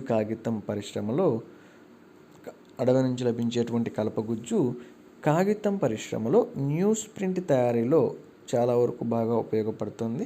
భారత ప్రభుత్వం 1991ని భారత సందర్శన సంవత్సరంగా ప్రకటించింది. భారత ప్రభుత్వం 1991ని ఏ సంవత్సరంగా ప్రకటించింది? సందర్శన సంవత్సరంగా ప్రకటించింది. లేదా భారత ప్రభుత్వం సందర్శన సంవత్సరంగా ఏ సంవత్సరంలో ప్రకటించింది అన్నట్లయితే 1991ని. నిరంతర సుస్థిర అభివృద్ధి వల్ల ఆ ప్రాంత ప్రజలు ఆర్థిక స్థితిగతులు అనేటువంటివి మెరుగుపడతాయి. పర్యాటకులను విశేషంగా ఆకర్షించి వారి అవసరాలను తీర్చేందుకు తగినంత కృషి చేస్తే దేశానికి అదనపు ఆదాయం అనేటువంటిది లభిస్తుంది. పర్యావరణాన్ని రక్షించడానికి పర్యాటక కార్యక్రమాన్ని ఆధారంగా చేసుకోవాలి.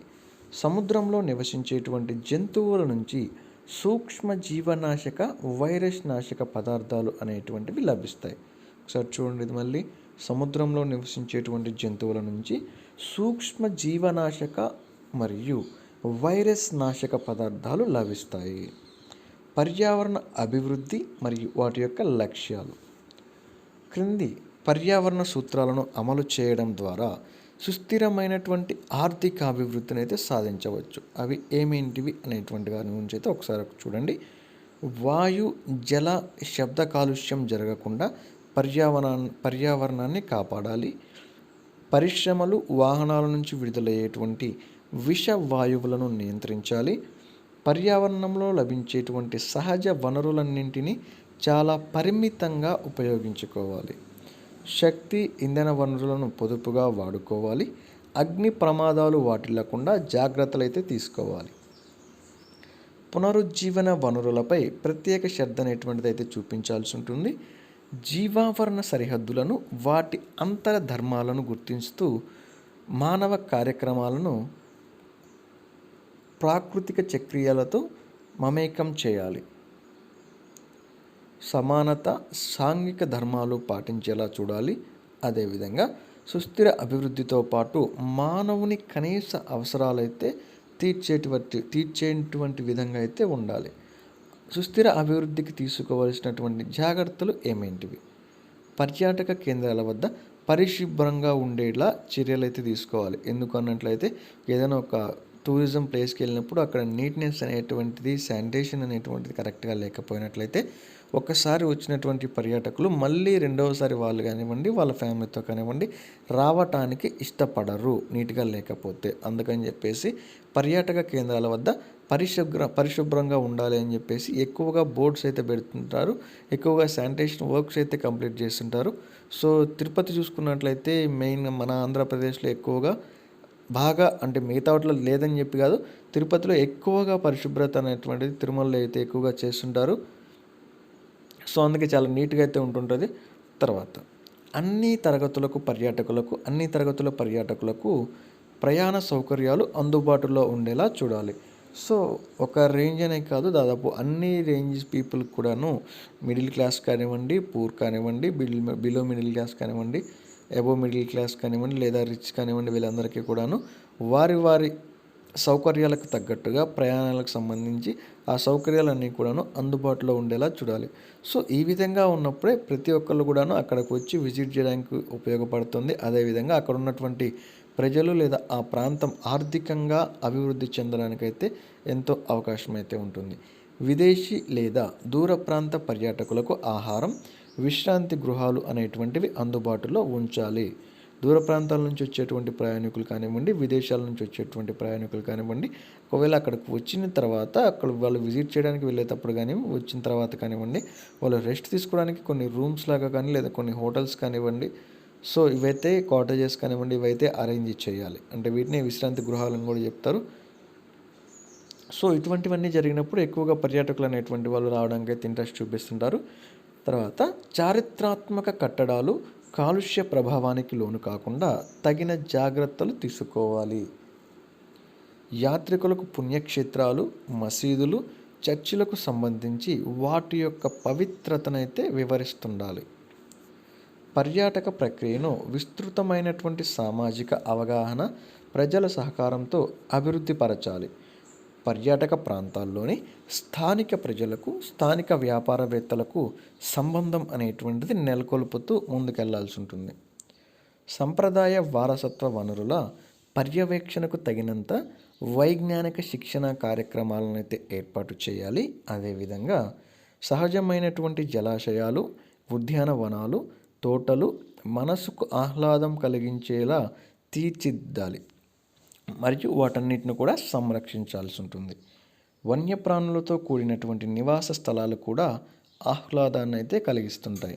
వాటిని సహజ సిద్ధంగా నెలకొల్పి సందర్శకులను ఆకట్టుకునేలా చర్యలైతే తీసుకోవాల్సి ఉంటుంది. సుస్థిర అభివృద్ధితో కూడినటువంటి పర్యావరణ విఘాతరహిత కార్యక్రమాలు అమలు చేసి పర్యావరణ నాణ్యతనైతే మెరుగుపరచాలి. తర్వాత సుస్థిరాభివృద్ధికి సంబంధించి 17 లక్ష్యాలంటే 2015-2030 మధ్య ఉన్నటువంటి లక్ష్యాల గురించి అయితే డిస్కస్ చేద్దాం ఒకసారి. ఐక్యరాజ్య సమితి 2015 సెప్టెంబర్లో జరిగినటువంటి సదస్సులో 17 సుస్థిరాభివృద్ధి లక్ష్యాలను ప్రకటించింది. అయితే సహస్రాభివృద్ధి లక్ష్యాలు సాధించినటువంటి విజయాలతో వాటిని 17 సుస్థిరాభివృద్ధి లక్ష్యాలుగా పునర్వ్యవస్థీకరించారు. 2000 నుంచి 2015లో నిర్ణయించినటువంటి 8 సహస్రాభివృద్ధి లక్ష్యాలను అనుగుణంగా ఐరాస ఐక్యరాజ్య సమితి 2015 నుంచి 30కి నిర్దేశించినటువంటి 17 సుస్థిరాభివృద్ధి లక్ష్యాలను క్రింద అయితే మనం చూడవచ్చు. సుస్థిరాభివృద్ధి లక్ష్యాలు ఏమేంటి ఒకసారి చూడండి. మొదటి చూసుకున్నట్లయితే పేదరిక నిర్మూలన, తర్వాత ఆకలి నిర్మూలన, విద్యలో సమానత్వం, సమ్మిళిత అభివృద్ధికి కృషి, లింగ సమానత, దేశీయంగా దేశాల మధ్య అసమానతలను తగ్గించడం, జీవన ప్రమాణాలు, ఆరోగ్యం, సంక్షేమాన్ని సాధించడం, సంపూర్ణ తాగునీటి కల్పన, పారిశుద్ధ్యం, నీటి నిర్వహణ, అధునాతన శక్తి వనరుల అందుబాటు పెంపు, సంపూర్ణ ఉపాధి, సమ్మిళిత వృద్ధి, పారిశ్రామికీకరణ, నూతన ఆవిష్కరణలు, మౌలిక వసతులు, గ్రామీణ పట్టణాల యొక్క రక్షిత చర్యలు, సుస్థిర ఉత్పత్తి మరియు వినియోగం పెంపు, UNFCCC ఫారం ఒప్పందాలు అమలు చేయడం, సముద్రాలు వాటి ఉత్పత్తుల యొక్క రక్షణ, జీవ వైవిధ్యం రక్షణ మరియు సమన్యాయం మెరుగైనటువంటి సమాజాలను వృద్ధి చేయడం. ఇక్కడ లాస్ట్ చూసుకున్నట్లయితే సుస్థిర అభివృద్ధికి ప్రపంచ భాగస్వాముల ఆధారంగా సమర్థ విధానాలను అమలు చేయడం. సో ఇది ఫ్రెండ్స్ సుస్థిరాభివృద్ధి, సస్టైనబుల్ డెవలప్మెంట్ మరియు ఎన్విరాన్మెంట్కి సంబంధించినటువంటి ఒక ముఖ్యమైన క్లాస్ అయితే చూసాము. మీకు దీని గురించి ఎన్విరాన్మెంటల్ ఇంజనీరింగ్తో పాటుగా సస్టైనబుల్ డెవలప్మెంట్ మీద ఎక్కువగా నాలెడ్జ్ అయితే వచ్చి ఉంటుంది. అసలు సస్టైనబుల్ డెవలప్మెంట్ ఏంటి, అందులో ఏమేమి ఉంటాయి, అందులో సంబంధించి కొన్ని చట్టాల గురించి, వాటికి సంబంధించి కొన్ని కమిటీల గురించి, కమిషన్స్ గురించి అయితే మనం ఈ వీడియోలో డిస్కస్ చేసాము. వాటికి సంబంధించి నిర్వచనాలు ఏంటి, తర్వాత ఏ సంవత్సరంలో ఏ విధంగా ప్రవేశపెట్టారు గవర్నమెంట్ వాళ్ళు అనేటువంటి దాని గురించి చాలా వరకు అయితే మీరు చూశారు. సో ఈ వీడియో మీకు ఎంతో కొంత ఉపయోగపడుతూ ఉంటుంది. సో ఒకసారి అర్థం కాకపోతే వీడియో అనేటువంటిది మళ్ళీ అయితే చూడడానికి ట్రై చేయండి, చాలా వరకు అర్థమైపోతుంది. అదేవిధంగా ఇది గ్రామ సచివాలయం ఒక కేటగిరీనే కాకుండా దాదాపు అప్లై చేసిన ప్రతి కేటగిరీ వాళ్ళకి కూడా ఉపయోగపడుతుంది. సో కాబట్టి ప్రతి ఒక్కరికి కూడా ఈ వీడియో అనేటువంటిది షేర్ చేయడానికి అయితే ట్రై చేయండి. సో ఇప్పటివరకు మీరు ఇంకా మన ఛానల్ అయితే సబ్స్క్రైబ్ చేసుకోకపోతే కింద రెడ్ కలర్ సబ్స్క్రైబ్ బటన్ అయితే కనిపిస్తుంది, దానిపైన ఒకసారి క్లిక్ చేసేయండి. అదేవిధంగా నేను వీడియో పెట్టగానే మీకు నోటిఫికేషన్ రావాలి అనుకున్నట్లయితే పక్కన ఉన్నటువంటి గంట సింబల్ మీద క్లిక్ చేసి ఆల్వేస్ అనే దానిపైన కూడా క్లిక్ చేయండి. వీడియో నచ్చితే లైక్ చేయండి, ఉపయోగపడుతుంది అనిపిస్తే ఖచ్చితంగా మీ ఫ్రెండ్స్ అందరితో షేర్ చేయండి. Thank you for watching. Hi friends, welcome to Telugu tech SP YouTube channel. This is Suresh. ఈ వీడియోలో మనం గ్రామ వార్డు సచివాలయం జాబ్స్లో one of the most important job అయినటువంటి ward sanitation and environmental secretary కోసం పార్ట్ బిలో దాదాపు ఒక మేజర్ టాపిక్ అయినటువంటి వేస్ట్ మేనేజ్మెంట్లో లిక్విడ్ వేస్ట్ మేనేజ్మెంట్ అనేటువంటి దాని గురించి డిస్కస్ చేయబోతున్నాము. సో ఈ టాపిక్స్ అనేటువంటివి చాలా రేర్గా దొరుకుతాయి, అదేవిధంగా వీటిపైన క్లాసెస్ అనేటువంటివి కూడా ఇంకా రేర్గా అయితే ఉంటాయి. సో మీరైతే వీడియో అనేటువంటి స్కిప్ చేయకుండా చూడండి. అదేవిధంగా ఈ జాబ్కి అప్లై చేసినటువంటి వాళ్ళకి ఈ సబ్జెక్ట్కి సంబంధించి అవసరం ఉన్నటువంటి వాళ్ళందరికీ కూడా వీడియోని అయితే ఫార్వర్డ్ చేయండి, వాళ్ళకి ఎంతకంత ఉపయోగపడుతుంది. సో ఇప్పటివరకు మీరు ఇంకా మన ఛానల్ అయితే సబ్స్క్రైబ్ చేసుకోకపోతే మీకు కింద రెడ్ కలర్ సబ్స్క్రైబ్ బటన్ అయితే కనిపిస్తుంది, దానిపైన ఒకసారి అయితే క్లిక్ చేసేయండి. Let's enter to the topic. అసలు లిక్విడ్ వేస్ట్ అంటే ఏంటి అనేటువంటి దాని గురించి అయితే చూద్దాం. నీటిలో ఘన లేదా ద్రవ పదార్థం చేరడం వల్ల నీటి నాణ్యత తగ్గి తాగడానికి అదేవిధంగా వాడుకోవడానికి వీలు లేకుండా పోతుంది. అయితే దీనిని ఏమంటున్నారు ఈ కండిషన్ని అంటే వాటర్ పొల్యూషన్ లేదా పొల్యూషన్ అని అంటున్నారు. తెలుగులో చెప్పాలంటే దీన్ని కాలుష్యంగా పరిగణిస్తారు. ఏమేంటివి, నీటిలో ద్రవ పదార్థం కానీ అంటే సాలిడ్ కానివ్వండి, లిక్విడ్ కానివ్వండి, ఏదైనా వేస్ట్ మెటీరియల్ అయితే అందులో కలిసి అది తాగడానికి వీలు కాకుండా ఉండేటువంటి కండిషన్లో ఉన్నటువంటి వేస్ట్ మెటీరియల్స్ని కాలుష్యంగా పరిగణిస్తున్నారు. అయితే దీనిని వాటి యొక్క స్టేట్ని బేస్ చేసుకొని సాలిడ్ వేస్టా, లిక్విడ్ వేస్ట్ అంటే ఘన వ్యర్థ పదార్థమా, ద్రవ వ్యర్థ పదార్థమా అనేటువంటి దాని గురించి వాటి యొక్క కండిషన్, వాటి యొక్క స్టేట్ని బేస్ చేసి సపరేట్ చేస్తారు. తర్వాత జాతీయ ఆరోగ్య సంస్థ నిర్వచనం ప్రకారం ప్రస్తుతం లేదా భవిష్యత్తులో మానవుడు తన అవసరాలన్నింటికి ఉపయోగించుకోవడానికి పనికి రాని కనీస నాణ్యత లేని నీటిని కలుషిత నీరు అని అంటారు. సో అంటే కలుషిత నీరు, కంటామినేటెడ్ వాటర్ ఏవైతే ఉంటాయో లేదా పొల్యూటెడ్ వాటర్ ఏదైతే ఉంటాయో వాటన్నిటికీ కూడా మనం ఆర్ అని ఎందుకు ఇస్తున్నామంటే ఒక్కొక్కరు ఒక్కొక్క విధంగా చెప్తుంటారు. సో ఒకరు చెప్పినటువంటి స్టేట్మెంట్ ఫాల్స్ అయితే మనం చెప్పలేము. సో మీకు ఇన్ని స్టేట్మెంట్స్ ఇచ్చినప్పుడు మీకు ఎగ్జామ్లో వీటికి సంబంధించి ఏదైనా ఒక స్టేట్మెంట్ వస్తుంది కాబట్టి సో మీరు అన్నీ కూడా నేర్చుకొని పెట్టుకున్నట్టయితే మీకు చాలా వరకు ఉపయోగపడుతుంది. తర్వాత నీటి సహజ లక్షణాలకు భంగం వాటిల్లడాన్ని నీటి కాలుష్యంగా కూడా పేర్కొనవచ్చు. నీటిలో అనవసర పదార్థాలు కలవడం వల్ల నీటి సహజ గుణం మారిపోయి నిరుపయోగంగా మానవుడికి, ఇతర జీవులకు హాని కలిగించేలా మారడాన్ని నీటి కాలుష్యం అంటున్నారు. నీటి కాలుష్యం అంటే ఏంటి? What is mean by water pollution? నీటిలో అనవసర పదార్థాలు కలవడం వల్ల నీటి సహజ గుణం మారిపోయి అవి నిరుపయోగంగా అంటే వాడుకోవడానికి పనికి రాని విధంగా మానవుడికి, ఇతర జీవులకు హానిని కలిగించేటువంటి విధంగా మారడాన్నే నీటి కాలుష్యం అని అంటున్నారు. సో ఇది వాటర్ పొల్యూషన్ చెప్పొచ్చు. దీని లిక్విడ్ వేస్ట్ మేనేజ్మెంట్ ఏంటంటే ఈ పొల్యూటెడ్ వాటర్ని మీరు ఏ విధంగా మేనేజ్ చేయగలుగుతారు, ఇందులో విధంగా ఎటువంటి కెమికల్స్ ఉంటాయి, వాటి యొక్క పిహెచ్ఎస్ ఏంటి అనేటువంటి దాని గురించి డీప్గా అయితే ఉంటుంది. తర్వాత స్వచ్ఛమైనటువంటి నీటికి రంగు, రుచి, వాసన అనేటువంటివి ఏమీ కూడా ఉండవు. స్వచ్ఛమైనటువంటి నీటికి రంగు, కలర్ అనేటువంటిది ఉండదు, రుచి, టేస్ట్ అనేటువంటిది ఉండదు, అదేవిధంగా వాసన, ఆర్డర్ అనేటువంటిది కూడా ఏమీ ఉండదు. కానీ మానవుడికి అందుబాటులో ఉన్నటువంటి 1% నీటిలో అనేక పదార్థాలు కలిసి నీటి కాలుష్యాన్ని కలుగజేస్తున్నాయి. సాధారణంగా భూమి ఉపరితలం పైన, భూగర్భంలో అనేక కారణాల వల్ల నీటి కాలుష్యం జరిగి అది తాగడానికి, సాగు చేయడానికి ఉపయోగపడటం లేదు. కలుషిత నీటి యొక్క లక్షణాలు అంటే కలుషితమైనటువంటి నీళ్ళు అనేటువంటివి ఏ విధంగా ఉంటాయి అనేటువంటి దాని గురించి అయితే ఒకసారి చూడండి.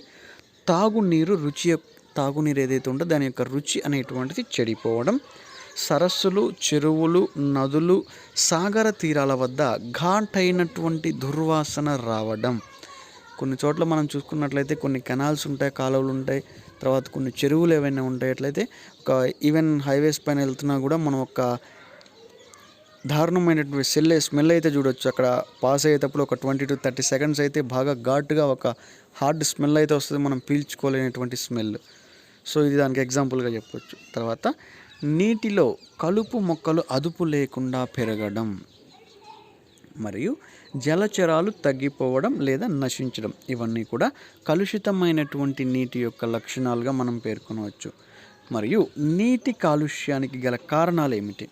నీటి కాలుష్యానికి గల కారణాలు గృహ సంబంధ మురుగు, వ్యర్థాలు, గ్రామాల నుంచి నగరాల వరకు ఇళ్లల్లోని వివిధ అవసరాలకు వాడిన నీటిలో వ్యర్థాలు, మానవ విసర్జితాలు, కాగితాలు, దుస్తులు, సబ్బులు, డిటర్జెంట్లు మొదలైనటువంటివన్నీ కలిపి ఏర్పడినటువంటి దానిని మురుగు అని అంటారు. శుద్ధి చేసిన లేదా శుద్ధి చేయని మురుగు చెరువులు, సరస్సులు, నదులు తదితర జలాశయాల్లోకి చేరడం వల్ల నీరు కలుషితం అవుతుంది. నీరు అనేటువంటిది ఏ విధంగా కలుషితం అవుతుందో ఒకసారి చూడండి. శుద్ధి చేయనటువంటి మురుగునీరు చెరువులు, సరస్సులు, నదులు తదితర జలాశయాల్లోకి చేరడం వల్లనే ఈ నీరంతా కూడా కలుషితమైపోతుంది. వ్యవసాయ వ్యర్థ పదార్థాలు, వ్యవసాయంలో వాడేటువంటి ఎరువులు, క్రిమి సంహారక మందులు, ఇతర రసాయనాలు జలాశయాల్లో చేరి ఉపరితల భూగర్భ జలాలు తీవ్రంగా కాలుష్యానికి గురవుతున్నాయి. అయితే మన దేశంలో వివిధ రాష్ట్రాల్లో ఈ కారణాల వల్లే నీరు అనేటువంటిది కలుషితం అవుతున్నట్లు శాస్త్రవేత్తలు అయితే రికగ్నైజ్ చేశారు, సైంటిస్టులు అందరూ కూడా గుర్తించారు. తర్వాత పారిశ్రామిక వ్యర్థ పదార్థాలు, ఔషధాలను తయారు చేసేటువంటి పరిశ్రమలు, బట్టలు, కాగితపు మిల్లులు, రసాయనాలు, ఎరువులు, పురుగు మందులు, ప్లాస్టిక్, అద్దకపు రంగులు మొదలైనటువంటి వాటిని తయారు చేసే పరిశ్రమలు, బొగ్గు గనులు, ఉక్కు కర్మాగారాలు, నూనె శుద్ధి కర్మాగారాలు, సిమెంట్ పరిశ్రమలు, అదేవిధంగా మొదలైనటువంటి వాటి నుంచి వెలువడేటువంటి పదార్థాల్లోని రసాయనాలు, జీవక్షయం పొందనటువంటి కర్బన మూలక రసాయనాలు, తైల స్వభావం గల పదార్థాలు, రేడియో ధార్మిక పదార్థాలు, జలాశయాల్లో అంటే ఇవన్నీ కూడాను కొన్ని పదార్థాలకు సంబంధించినటువంటివి. అయితే ఇవన్నీ కూడాను జలాశయాల్లోకి చేరడం వల్ల నీరు అనేటువంటిది కలుషితం అయిపోయి మానవులకు, ఇతర జీవరాశులకు పనికి రాకుండా పోతుంది. లవణ మలినాల వల్ల నీటి కాఠిన్యత వచ్చి అది తాగడానికి కాకుండా పారిశ్రామిక ప్రయోజనాలకు ఉపయోగపడదు. నెక్స్ట్, థర్మల్ విద్యుత్ కేంద్రాలకు సంబంధించి కొన్ని టాపిక్స్ అయితే చూద్దాం. థర్మల్ విద్యుత్ కేంద్రాల్లో విద్యుత్ ఉత్పత్తి ఎక్కువగా బొగ్గును వినియోగిస్తున్నారు. దేన్ని ఉపయోగిస్తున్నారు? బొగ్గుని వినియోగిస్తున్నారు. ఈ శిలాజ ఇంధనం దహనం చెందినప్పుడు వెలువడినటువంటి బూడిద రేణువులను తొలుత వాతావరణంలోకి, ఆ తర్వాత జలాశయాల్లోకి చేరి కాలుష్యాన్ని కలుగు చేస్తున్నాయి. మన దేశంలో ఎన్నో నదులు, సరస్సులు, వాగులు, ఇతర జలాశయాల్లో ఇలాంటి కాలుష్యానికి నిరంతరం గురవుతున్నాయి. అణు వ్యర్థ పదార్థాలు. ప్రపంచంలో అణు ఇంధనాలను ఉపయోగించేటువంటి దేశాలు అణు వ్యర్థాలను సముద్ర గర్భంలో, భూగర్భంలో నిక్షిప్తం చేయడం వల్ల ఈ జలాలు కాలుష్యానికి గురవుతున్నాయి. ఇది దీర్ఘకాలంగా ఉండటమే కాకుండా మానవుడికి, జలచరాలకు ఎక్కువగా ప్రమాదం కలిగిస్తుంది. ప్రకృతి విపత్తులు. భారీ వర్షాల వల్ల ఏర్పడేటువంటి వరదల్లో కొట్టుకొచ్చినటువంటి వ్యర్థ పదార్థాలు జలాశయాల్లో కలవడం వల్ల నీరు తీవ్రంగా కాలుష్యానికి గురవుతోంది. నెక్స్ట్, చమురుకు సంబంధించి, నూనెకు సంబంధించి చూద్దాం. క్రూడ్ ఆయిల్ రవాణా. నౌకలు సముద్రాల్లో మునిగినప్పుడు ఆ చమురు జలాశయాల్లో కలవడం వల్ల నీరు కలుషితమవుతోంది. చమురు నీటిపై తెట్టులాగా వ్యాపిస్తుంది. దీంతో అనేక సముద్ర జీవులు నశిస్తాయి. భారలోహాలు వివిధ కారణాల వల్ల నీటిలోకి చేరి జల కాలుష్యానికి, మానవుడి ఆరోగ్యానికి కారణమవుతున్నాయి. అలాంటి కొన్ని భారలోహాల గురించి అయితే చూద్దాం. ఇందులో మొదటిగా చూసుకున్నట్లయితే పాదరసం. దీన్ని మెర్క్యూరీ అని కూడా అంటారు, HG అంటారు. ఇది చేరినటువంటి నీటిని తాగితే మినిమేటా అనేటువంటి వ్యాధి వస్తుంది. ఈ వ్యాధిని తొలిసారిగా జపాన్లో గుర్తించారు. శరీర అవయవాలు సరిగా పనిచేయకపోవడం, స్పర్శ, వినికిడి, దృష్టి మందగించడం, మాట పడిపోవడంతో పాటుగా జన్యు మార్పులు అనేటువంటివి ఈ మినిమేటా వ్యాధి యొక్క లక్షణాలుగా మనం పేర్కొనవచ్చు. సీసం. ప్రగలనం జరిపేటువంటి పరిశ్రమలు, బ్యాటరీ, రంగులు, రసాయనాలు, క్రిమి సంహారిణులు తయారు చేసేటువంటి పరిశ్రమల నుంచి సీసం అనేటువంటిది బయటకు వెలువడుతుంది. వాహనాల పొగ ద్వారా లెడ్ వెలువడి పర్యావరణాన్ని కలుషితం చేస్తుంది. తర్వాత, సీసం కలిసినటువంటి నీటిని తాగితే ఉత్పరివర్తనంతో పాటు ఏం జరుగుతుంది? తలనొప్పి, రక్తహీనత, కండరాలు బలహీనపడటం, అదేవిధంగా ముఖ్యమైనటువంటి కొన్ని లక్షణాలు అయితే ఇటువంటి లక్షణాలు కనిపిస్తుంటాయి. కాడ్మియం, CD అనేటువంటి దాని గురించి చూద్దాం. ఇది లోహ పరిశ్రమలు, విద్యుత్ మలాము, పురుగు మందులు, ఫాస్ఫేట్లను తయారు చేసేటువంటి పరిశ్రమల నుంచి వెలువడుతుంటుంది. మూత్రపిండాలు, కాలేయం, ప్లీహం తదితర భాగాల్లో ఈ కాడ్మియం అనేటువంటిది పేరుకుపోతుంది. దీంతో ఏం జరుగుతుంది? విసర్జక వ్యవస్థ అనేటువంటిది బాగా దెబ్బతినిపోయి రక్తపీడనం, రక్తహీనత, జరాయువు అనేటువంటివి కూడా దెబ్బతినడం జరుగుతుంటాయి. కాడ్మియం ఆహారపు గొలుసులోకి ప్రవేశించి తద్వారా భూమిని, తర్వాత వరి, గోధుమ మొదలైనటువంటి పంటల్లోకి చేరుతున్నట్లు పరిశోధనలు వెల్లడించాయి. జింక్. దీని కాలుష్యం వల్ల వాంతులు వస్తాయి. విసర్జక వ్యవస్థ అనేటువంటిది పనిచేయదు. అదేవిధంగా కండరాలు అనేటువంటివి సంకోచిస్తాయి. కోబాల్ట్. దీనివల్ల పక్షవాతం, అతిసారం, BP తగ్గడం, ఎముకల బలహీనత, ఊపిరితిత్తుల వ్యాధులు ఇవన్నీ కూడాను ఈ కోబాల్ట్ వల్ల వ్యాపిస్తుంటాయి. ఆర్సెనిక్ కలిసినటువంటి నీటిని తాగితే నాడీ వ్యవస్థ, రక్త ప్రవాహంలో మార్పులు సంభవిస్తాయి. మానసిక ఒత్తిడి, కాలేయ, మూత్రపిండ, ఊపిరితిత్తి సంబంధిత వ్యాధులు అయితే వస్తాయి. జీర్ణాశయంలో పుండ్లు కూడా ఏర్పడతాయి. దేనివలన? ఆర్సెనిక్ వలన. రాగి, నికెల్, టైటానియం, క్రోమియం మొదలైనటువంటి లోహాల వల్ల నీటి కాలుష్యం ఏర్పడి రక్త స్వభావంలో ఎంజైమ్ల పనితీరులో మార్పు వస్తుంది. మూత్రపిండాల వాపునకు కూడా ఇవి కారణమవుతాయి. నీటి కాలుష్యం యొక్క దుష్ప్రభావాల గురించి అయితే చూద్దాము. కలుషితమైనటువంటి నీటి వలన అనేక వ్యాధులు వస్తాయి. వాటిలో ముఖ్యమైనటువంటివి కలరా, టైఫాయిడ్, డయేరియా, పచ్చకామెర్లు మరియు చర్మ వ్యాధులు. కలుషితమైనటువంటి నీటిలో ఆక్సిజన్ శాతం అనేటువంటిది తక్కువగా ఉండటం వలన జలచరాలు అనేటువంటివి ఎక్కువగా చనిపోతుంటాయి. ప్రపంచవ్యాప్తంగా ఏటా 15 మిలియన్ల మంది పిల్లలు నీటి కాలుష్యం వలన కలిగేటువంటి వివిధ వ్యాధులతో చనిపోతున్నారు. ప్రపంచవ్యాప్తంగా ప్రతి ఏటా ఎంతమంది చనిపోతున్నారు? పిల్లలు 15 మిలియన్ల మంది పిల్లలు అయితే చనిపోతున్నారంట ఈ వాటర్ పొల్యూషన్ వల్ల.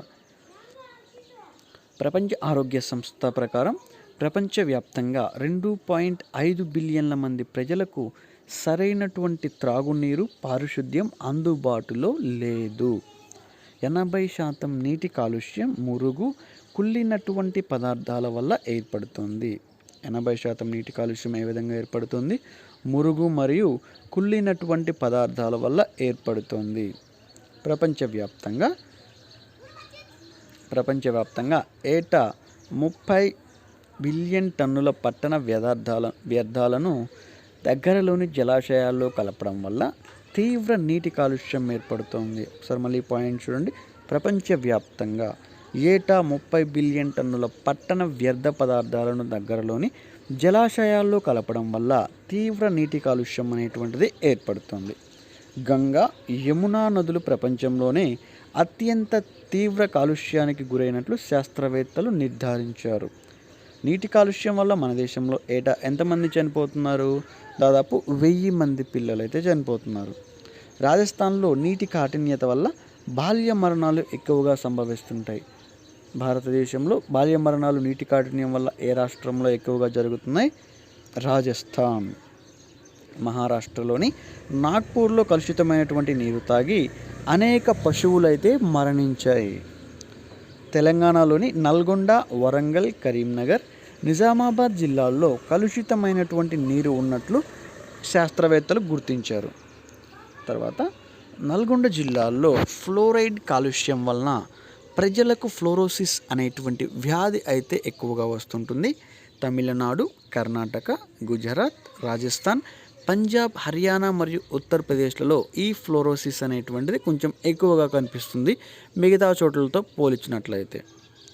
WHO ప్రకారం, అంటే ప్రపంచ ఆరోగ్య సంస్థ ఏదైతే ఉందో దీని ప్రకారం తమిళనాడులోని రాణిపేట్ ప్రపంచంలోని అతి తీవ్ర కలుషిత ప్రదేశాల్లో ఒకటి.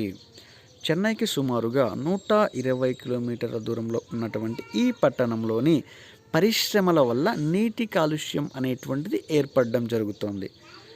జల కాలుష్య నియంత్రణ చట్టాల గురించి చూసినట్లయితే కేంద్ర ప్రభుత్వం 1974లో జల కాలుష్య నివారణ నియంత్రణ చట్టాలను అయితే రూపొందించారు. కాలుష్యానికి సంబంధించి కొన్ని ముఖ్య పదాలు అయితే మనం చూద్దాము. జీవ ఆక్సిజన్ గిరాకీ, బయలాజికల్ ఆక్సిజన్ డిమాండ్, ప్రమాణ ఘన పరిమాణం గల నీటిలో కర్బన వ్యర్థ పదార్థాలకు సూక్ష్మజీవులు వాయుయుత స్థితిలో జీవ రసాయన ఆక్సీకరణ చర్య జరుపుతాయి. అయితే ఇందులో వినియోగించుకున్నటువంటి ఆక్సిజన్ పరిమాణాన్ని జీవ ఆక్సిజన్ కిరాకీ అంటారు. తర్వాత యూట్రోఫికేషన్ అంటే ఏమిటి అనేటువంటి దాని గురించి అది ఒకసారి చూద్దాం. నీటి మొక్కలు, ఆకుపచ్చ శైవలాలు, అకశేరుకాలు గుంపులుగా చేరి నీటిపై తెట్టులాగా తేలియాడుతుంటాయి. అయితే ఈ నీరు చిక్కపడి ఆకుపచ్చగా మారి దుర్గంధం వెదజల్లేటువంటి స్థితిని యూట్రోఫికేషన్ అని అంటారు. దీనివల్ల నీటిలో ఆక్సిజన్ శాతం తగ్గి జలచరాలు అనేటువంటివి ఎక్కువగా చనిపోతుంటాయి.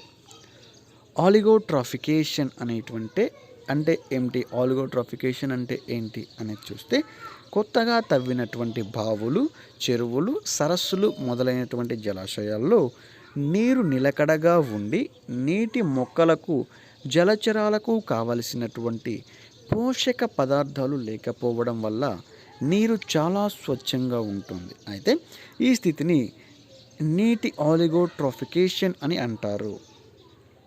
నీటి కాలుష్య నివారణ చర్యలు గ్రామీణ పట్టణ ప్రాంతాల్లోని చెరువుల్లో బట్టలను ఉతకడాన్ని, పశువులను వాహనాలు కడగడాన్ని, అదేవిధంగా మలమూత్ర విసర్జనలు నిషేధించాలి. ఇది కీ ఆస్పెక్ట్ నీటి నివారణ చర్యల్లో. అంటే నీటి కాలుష్య నివారణ చర్యలు ఏవైతే ఉంటాయో అందులో ఇప్పుడు మనం చెప్పినటువంటిది మొదటి ఎక్కువగా అమలు చేయాల్సినటువంటి ఒక అంశంగా పేర్కొనవచ్చు. పరిశ్రమల నుంచి వెలువడేటువంటి వ్యర్థ పదార్థాలను పూర్తిగా శుద్ధి చేసిన తర్వాతనే బయటకు పంపాలి. పట్టణాలు, గ్రామీణ ప్రాంతాల్లోని మురుగునీటిని ఆధునిక పద్ధతుల్లో శుభ్రపరిచి అవసరమైనటువంటి చోటైతే వాడుకోవాల్సి ఉంటుంది. వ్యవసాయ రంగంలో రసాయనిక ఎరువులు, క్రిమి సంహారక మందుల వాడకాన్ని తగ్గించి ప్రత్యామ్నాయ పద్ధతులను పాటించాలి. నెక్స్ట్ వచ్చేసి జలాశయాల్లో ప్లాస్టిక్ వ్యర్థ పదార్థాలు, హానికర రసాయనాలు, లోహాలు, మృత కళేబరాలు మొదలైనటువంటివి అన్నీ కూడాను కలవకుండా మనమైతే జాగ్రత్తలు తీసుకోవాలి. నీటి కాలుష్యాన్ని పర్యవేక్షించేటువంటి ప్రత్యేక ప్రభుత్వ యంత్రాంగాన్ని ఏర్పాటు చేయడమే కాకుండా ప్రజల్లో అవగాహన కల్పిస్తూ నీటి కాలుష్య నివారణ చట్టాలు అనేటువంటి వాటిని గురించి అయితే మనం ఖచ్చితంగా అమలు చేయాల్సినటువంటి బాధ్యత అయితే అందరికీ ఉంటుంది. సో ఇది ఫ్రెండ్స్, అసలు కాలుష్యం అంటే ఏంటి, ఇందులో సాలిడ్ వేస్ట్ అంటే ఏంటి, లిక్విడ్ వేస్ట్ అంటే ఏంటి అనేటువంటి దాని గురించి మీకు పూర్తిగా ఒక అవగాహన అయితే వచ్చుంటుంది. సో ఏ మెటల్స్ కానివ్వండి, ఏ టైప్స్ ఆఫ్ పొల్యూషన్స్ కానివ్వండి, ఏ విధంగా నీరు కానివ్వండి, ఇంకొకటి కానివ్వండి, ఏ విధంగా పొల్యూట్ అవుతుంది, పొల్యూట్ అయినప్పుడు బాడీలో అంటే శరీరంలో ఎటువంటి చేంజెస్ వస్తాయి, ఏ మెటల్ ద్వారా ఎటువంటి డిసీజెస్ అనేటువంటిది వస్తుంది, ఏ డిసీజ్కి ఎటువంటి బాడీ పార్ట్స్ అనేటువంటి ఎఫెక్ట్ అవుతాయి, ఆ పార్ట్ ఎఫెక్ట్ అవ్వడం వల్ల బాడీలో ఎటువంటి డ్యామేజెస్ జరుగుతాయి, ఎటువంటి చేంజెస్ అనేటువంటివి కనిపిస్తాయి అనేటువంటి దాని గురించి డిస్కస్ చేసాము. అదేవిధంగా కాలుష్యం అనేటువంటిది ఎక్కడి నుంచి వస్తుంది, ఎన్ని రకాలుగా కాలుష్యం అనేటువంటిది జరుగుతుంది, ఆ తర్వాత ఎన్ని రకాలుగా ఈ నీరు అనేటువంటిది కలుషితం అవుతోంది, లేదా ఇంకొకటి ఏ విధంగా వేస్ట్ అనేటువంటిది ఏ విధంగా జనరేట్ అవుతుంది, తర్వాత ఆ వేస్ట్ వల్ల ఎటువంటి దుష్ప్రభావాలు మనకి కలుగుతున్నాయి, తర్వాత భూమి అనేటువంటిది ఏ విధంగా దాని యొక్క సారం కోల్పోతుంది అనేటువంటి దాని గురించి డిస్కస్ చేసాము.